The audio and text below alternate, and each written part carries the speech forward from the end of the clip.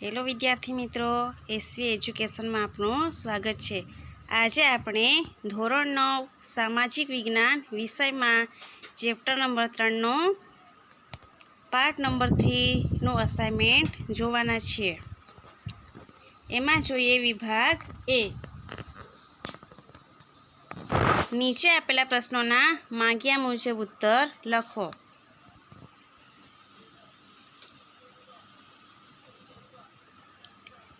પહેલું જોઈએ, ઠંડુ યુદ્ધ એટલે શું? ઠંડુ યુદ્ધ એટલે બીજા વિશ્વયુદ્ધ પછી વિશ્વ રાજકારણમાં અમેરિકા અને રશિયાના પરસ્પર વિરોધી સત્તા જૂથની અલગ અલગ લોકશાહી અને સામ્યવાદી વિચારસરણીની ખેંચતાણમાંથી વિશ્વ પર પોતાની સત્તાને પ્રતિષ્ઠા હાંસલ કરવા જે તંગ રાજકીય સ્થિતિનું નિર્માણ થયું તેને ઠંડુ યુદ્ધ કહેવાય છે। બીજો પ્રશ્ન, દ્વિતીય વિશ્વયુદ્ધ બાદ વિશ્વ અમેરિકા અને રશિયા એમ બે મહાસત્તાઓમાં વહેંચાઈ ગયું।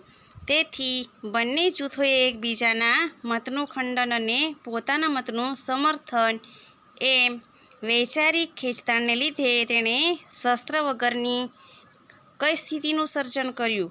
તો એનો જવાબ છે દ્વિતીય વિશ્વયુદ્ધ બાદ વિશ્વ અમેરિકા અને રશિયા એમ બે મહાસત્તાઓમાં વહેંચાઈ ગયું।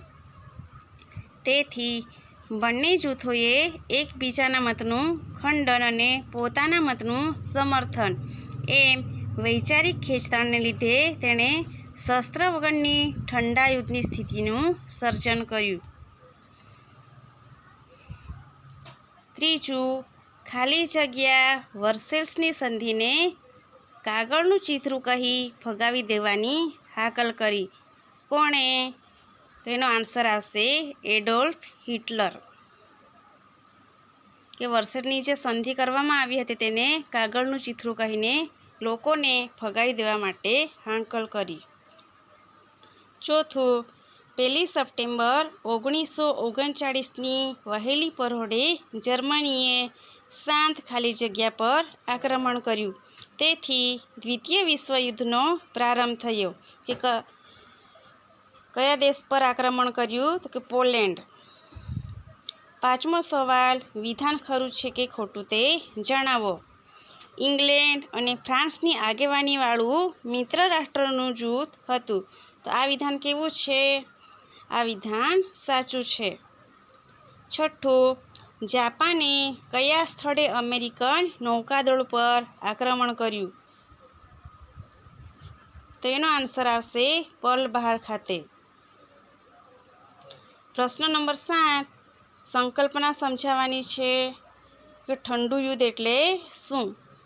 તો ઈસવીસન 1945માં બીજા વિશ્વયુદ્ધ પછી જગત અમેરિકા અને રશિયાએ પરસ્પર બે વિરોધી વિચારસરણીવાળા બે વિરોધી સત્તા જૂથો અને લશ્કરી જૂથોમાં વહેંચાઈ ગયું। કે પ્રથમ વિશ્વયુદ્ધ પૂરું થયું ત્યાર પછી વિશ્વ બે વિભાગમાં વહેંચાઈ ગયું। વિશ્વ પર પોતાનો પ્રભાવ અને વર્ચસ્વ સ્થાપવા માટે બંને સત્તા જૂથો વચ્ચેની સ્પર્ધાઓને કારણે એકબીજાના મતનું ખંડન અને પોતાના મતના સમર્થન માટે વાકયુદ્ધો અને વિચાર યુદ્ધો શરૂ થયા અને તેનાથી તણાવ, ભય, પરસ્પર અવિશ્વાસ અને શંકા કુશંકાઓ સર્જાતા જે તંગ રાજકીય પરિસ્થિતિનું નિર્માણ થયું તેને ઠંડુ યુદ્ધ કહેવામાં આવે છે। આઠમું જોઈએ, નીચે દર્શાવેલ પ્રશ્ન માટે હા કે નામાં જવાબ આપો। એમાં પહેલું છે, હિટલરની તટસ્થતાની નીતિ દ્વિતીય વિશ્વયુદ્ધ માટે મુખ્ય જવાબદાર હતી। તો હા કે ના? તો આમાં આવશે જવાબ ના। નવમું જોઈએ, શું રાષ્ટ્રીય સમાજવાદી જર્મન કામદાર પક્ષને નાઝી પક્ષ કહેવાય છે? તો આનો જવાબ આવશે હા। 10મું, સાચા સાલ અને બનાવ ઈસવીસન 1939થી ઈસવીસન 1945 દરમિયાન કઈ ઘટના બની હતી? તો કે દ્વિતીય વિશ્વયુદ્ધ। 11 સાચા સાલને બનાવ ઈસવીસન 1949 ચીનમાં માઓ ત્સે-તુંગના નેતૃત્વ હેઠળ થયેલ ક્રાંતિને અંતે સામ્યવાદી શાસનની સ્થાપના થઈ. 12મો પ્રશ્ન જોઈએ. જાપાને ખાલી જગ્યા પર્લ હાર્બર ખાતે આવેલા અમેરિકન નૌકાદળ પર આક્રમણ કર્યું. જાપાને હવાઈ ટાપુઓ પર્લ હાર્બર ખાતે આવેલા અમેરિકન નૌકાદળ પર આક્રમણ કર્યું હતું. 13મો પ્રશ્ન જોઈએ. દ્વિતીય વિશ્વયુદ્ધમાં ધરી રાષ્ટ્રોને ઓળખો. વિભાગ એ છે ઇંગ્લેન્ડ, ફ્રાન્સ અને બેલ્જિયમ. બી છે ઇટાલી, જર્મની અને જાપાન. સી છે કુવૈત, બહેરીન અને સાઉદી અરેબિયા. કે ડી છે કોરિયા, શાંટુંગ અને ચીનના કેટલાક પ્રદેશો. તો એમાં ધરી રાષ્ટ્રને ઓળખવાના છે તો જવાબ આવશે બી ઇટાલી, જર્મની અને જાપાન. 14મો પ્રશ્ન જોઈએ. હિટલરનો વિસ્તારવાદ પડોશી દેશો સાથેના લશ્કરી પગલાંને ચોક્કસ જૂથનો નાશ કરવાની નીતિ એ કયા યુદ્ધ તરફ દોરી જતા ખૂબ જ મહત્ત્વના કારણો બની શક્યા? તો ઓપ્શન એ છે પ્રથમ વિશ્વયુદ્ધ. બી છે ઠંડુ યુદ્ધ. સી છે દ્વિતીય વિશ્વયુદ્ધ. કે ડી છે રૂસો-જાપાન યુદ્ધ. તો એમાં જવાબ આવશે ઓપ્શન સી દ્વિતીય વિશ્વયુદ્ધ. હવે આગળ જોઈએ વિભાગ બી. નીચે આપેલા પ્રશ્નોના માંગ્યા મુજબ ઉત્તર લખો.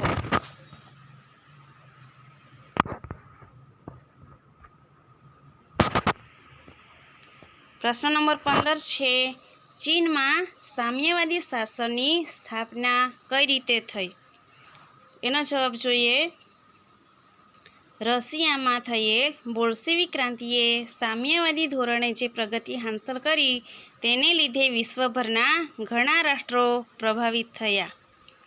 દ્વિતીય વિશ્વયુદ્ધ પછી જાપાનની શક્તિ પાંગળી બની અને તેનો સંપૂર્ણ લાભ ચીને લીધો.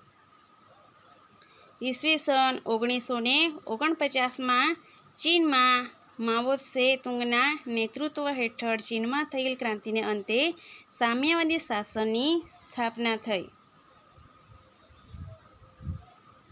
પ્રશ્ન નંબર 16. જર્મનીનું પોલેન્ડ પર આક્રમણ દ્વિતીય વિશ્વયુદ્ધ માટેનું તાત્કાલિક પરિબળ તરીકે કઈ રીતે અસ્તિત્વમાં આવ્યું? એનો જવાબ જોઈએ. ઉગ્ર રાષ્ટ્રવાદ, જૂથબંધીઓ, લશ્કરવાદ, રાષ્ટ્રસંઘની નિષ્ફળતા, વર્સેલ્સની સંધિ, હિટલરની સામ્રાજ્યવાદી મહત્વાકાંક્ષા જેવા પરિબળોએ સમગ્ર વિશ્વને દારૂગોળાના ઢગ પર લાવી દીધું. એક નાનકડી ચિનગારી વિશ્વમાં ભયાનક વિસ્ફોટ કરી શકે તેમ હતું. જર્મનીએ 1 સપ્ટેમ્બર 1939ની વહેલી પરોઢે પોલેન્ડ ઉપર આક્રમણ કર્યું અને તેથી દ્વિતીય વિશ્વયુદ્ધનો પ્રારંભ થયો અને આમ બ્રિટન અને ફ્રાન્સે યુદ્ધમાં ઝંપલાવ્યું અને તેથી સમગ્ર વિશ્વમાં મહાયુદ્ધની જ્વાળાઓ ફેલાઈ. 17મો પ્રશ્ન જોઈએ. વિધાન સમજાવો અથવા કારણ આપો.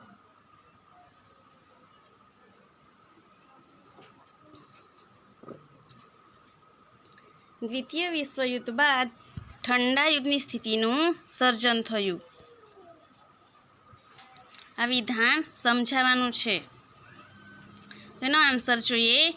બીજા વિશ્વયુદ્ધ પછી વિશ્વ લોકશાહી દેશ અમેરિકા અને સામ્યવાદી દેશ રશિયા પરસ્પર વિરોધી જૂથો અસ્તિત્વમાં આવ્યા. આ બંને જૂથોમાં વિશ્વના અન્ય નાના રાષ્ટ્રો પોતાની અનુકૂળતા મુજબ જોડાયા. બંને જૂથોએ એકબીજાના મતનું ખંડન અને પોતાના મતનું સમર્થન માટેની વૈચારિક વિચારસરણીની ખેંચતાણને પ્રોત્સાહન આપ્યું. આમ શસ્ત્ર વગરના ઠંડા યુદ્ધની સ્થિતિનું સર્જન થયું. હવે જોઈએ વિભાગ સી. નીચે આપેલા પ્રશ્નોના માગ્યા મુજબ ઉત્તર લખો. એમાં જોઈએ પ્રશ્ન નંબર 18. દ્વિતીય વિશ્વયુદ્ધના પરિણામો લખો. એમાં પહેલું પરિણામ જોઈએ આર્થિક પરિણામો.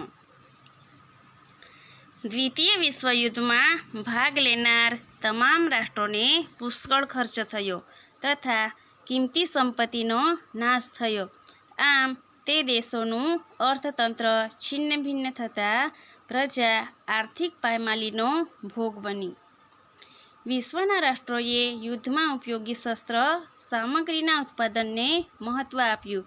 તેથી જીવન જરૂરિયાતની ચીજ વસ્તુઓની અછત ઊભી થઈ. ચીજ વસ્તુઓનું ઉત્પાદન ઘટતા ફુગાવો વધ્યો તથા લોકોને રોજીરોટીની તકલીફ પડી અને આમ જરૂરી ચીજ વસ્તુઓની અછતને લીધે લોકોનું આર્થિક જીવન ધોરણ અસ્તવ્યસ્ત થયું અને જેને લીધે વિશ્વના રાષ્ટ્રો મહામંદીમાં ધકેલાઈ ગયા. હવે બીજું પરિણામ જોઈએ કે બીજા વિશ્વયુદ્ધને કારણે ચીનમાં સામ્યવાદની સ્થાપના થઈ. ઈસવીસન 1917માં રશિયામાં બોલ્શેવિક ક્રાંતિએ સામ્યવાદી ધોરણે ઝડપી આર્થિક વિકાસ સાધી પ્રગતિ હાંસલ કરી અને તેને લીધે ચીન પ્રભાવિત બન્યું. જાપાનનો ચીન પરનો પ્રભાવ ઓસરી જતાં ઈસવીસન 1949માં ચીનમાં માઓ ત્સે તુંગના નેતૃત્વ હેઠળ ચીનમાં થયેલ ક્રાંતિને અંતે સામ્યવાદી શાસનની સ્થાપના થઈ. આમ ચીનમાં સામ્યવાદની સ્થાપના થઈ. ત્રીજું પરિણામ જોઈએ ઠંડા યુદ્ધનો જન્મ. દૂરગામી પરિણામો કે બીજા વિશ્વયુદ્ધ પછી વિશ્વ લોકશાહી દેશ અમેરિકા અને સામ્યવાદી દેશ રશિયા એમ બંને મહાસત્તાઓ ધરાવતા પરસ્પર વિરોધી જૂથોમાં વહેંચાઈ ગયા. એકબીજાના મતનું ખંડન અને પોતાના મતનું સમર્થન માટેની પરસ્પર વિચારસરણીની ખેંચતાણમાંથી જે વિચાર યુદ્ધો કે વાક યુદ્ધો થતા તે શસ્ત્ર વગરની સ્થિતિ પેદા થઈ. તે પરિબળ ઠંડુ યુદ્ધ તરીકે ઓળખાયું. પ્રશ્ન નંબર 19. દ્વિતીય વિશ્વયુદ્ધની રૂપરેખા એટલે કે તેની ઘટના વિશે આપણે જોવાના છીએ. એનો જવાબ જોઈએ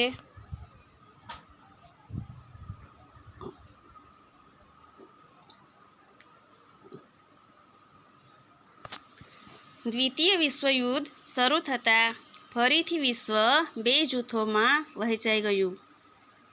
આમ એક તરફ ઇંગ્લેન્ડ અને ફ્રાન્સની આગેવાનીવાળું મિત્ર રાષ્ટ્રનું જૂથ હતું જ્યારે બીજી બાજુ જર્મની, ઇટાલી અને જાપાન જેવા ધરી રાષ્ટ્રોનું જૂથ હતું. આ ઉપરાંત યુદ્ધખોર માનસ ધરાવતા બીજા કેટલાક પરિબળો પણ તેમાં પ્રવેશ્યા હતા. જાપાને હવાઈ ટાપુઓમાં પર્લ હાર્બર ખાતે આવેલ અમેરિકન નૌકાદળ ઉપર આક્રમણ કર્યું અને પરિણામે તટસ્થ નીતિનો ત્યાગ કરી અમેરિકાએ પણ વળતો હુમલો કર્યો. આમ તે મિત્ર રાષ્ટ્રના પક્ષે જોડાયું. અમેરિકાના સામેલ થવાથી મિત્ર રાષ્ટ્રોની તાકાતમાં વધારો થયો.